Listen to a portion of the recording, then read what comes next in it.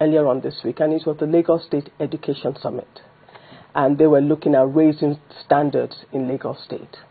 So we had a cross-section of key stakeholders, the governor, the commissioner, public servants, private sector. And Tom was one of the speakers on the second day on innovative strategies in improving in school improvement. So increasing and raising the standards in learning outcomes.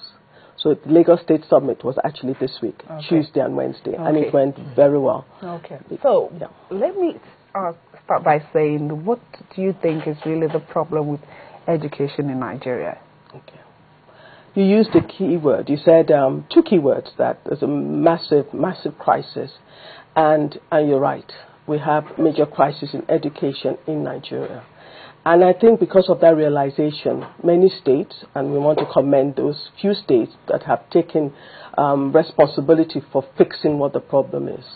Now, Incubator Africa's point of view or thought is that we are spending a lot of money and a lot of time and effort in fixing a system that is so broken that you need major surgery. There's an analogy that I like using, that you have a major wound, and instead of performing major surgery, you're putting a plaster over it.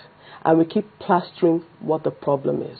And it hasn't gotten us very far in the last 2 decades. So the question is, why do the reforms that we have in Nigeria, why do they keep failing? What are the major issues that we need to address? And when we look at it, we think of teacher education. We need to put the children in school. Access is an issue. 10 million children in Nigeria are out of school. We need to build more classrooms. But these are all superficial solutions to what requires deep-rooted reform initiatives. And Incubator Africa is about those deep-rooted reform initiatives that are required at the federal level, state level, and local government level. And that's why we were convinced that we needed to look at transforming education from a new perspective. And I was privileged to meet Tom Redmick last year in July at a West African conference on transforming education. And he spoke very passionately about future-ready education. How do we prepare our children for the 21st century? And how do we initiate those deep-seated reforms that I'm talking about? And that's why he's here this morning. I'm so happy you used those set of words, future-ready education. And I think that's what you were driving at when we had conversation just before we started the show this morning. Future-ready education, complete transformation of the existing system of education. What does that mean, and how does it work?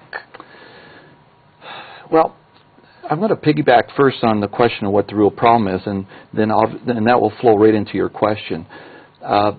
When we understand that the problem of education that we face, whether it be in North America, any place else in the world, or here in Nigeria, are not the symptoms of the current system. The problem we face in Canada, we face in the United States, is how do we prepare students for the future? And the challenge is that the educational system was designed for the industrial age.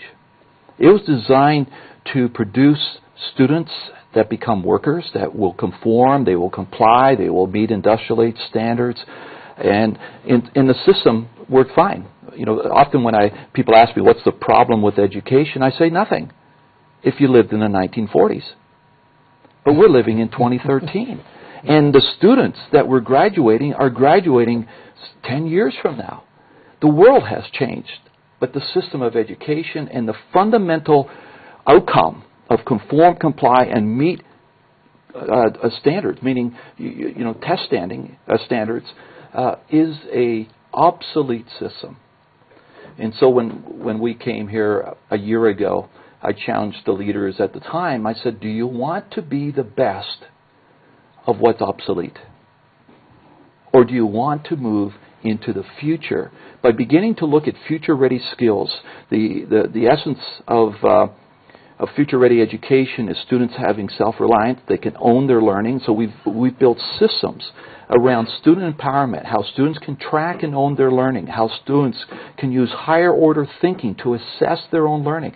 And we have that happening in our prototype school starting in grade 1, grade 2. Students are taught the metacognition, the higher orders of thinking, from understanding to the abilities to apply. Can I mentor others? All of these capabilities, students can self-assess their understanding of knowledge. And then the signature of future-ready education is not how well I can do on a test.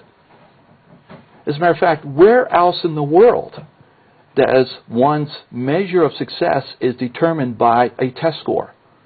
You're in the business of television. When you're finished today, are you going to write a test? Is that going to be an indicator of whether or not you were successful? The model of testing is an antiquated model. Now, we at Masters, the prototype school that we have founded, we have focused in on developing students, who they are becoming, with future-ready skills, with values, and what's inside and what's on the outer part of who they are in terms of skills. But at the same time, by implementing an empowerment model of education that engages students deeply, they own the learning. Hence, they can elevate the learning to heights that the traditional classroom cannot. We are outperforming the provincial norms massively. Our school is an award-winning school. Our students are top performers academically. But that is not our core objective. That is just a byproduct of doing